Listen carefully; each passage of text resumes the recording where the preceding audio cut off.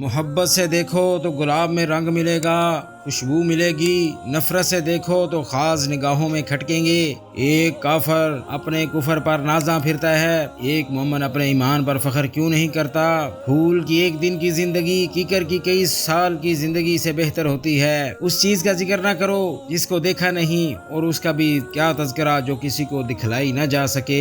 बेअतदाली की उससे बड़ी क्या सजा हो सकती है कि इंसान को खुराक की बजाय दवा खाना पड़े। तस्लीम के बाद अमर का मुनकर शैतान होता है। तालिबे इल्म मुल्क के वारिस होते हैं। किसी के एहसान को अपना हक ना समझो। जिस खतरे का वक्त से पहले एहसास हो जाए समझो कि वो टल सकता है। अगर छत गिरने लगे तो भाग जाओ, और अगर आसमान गिरने लगे तो ठहर जाओ।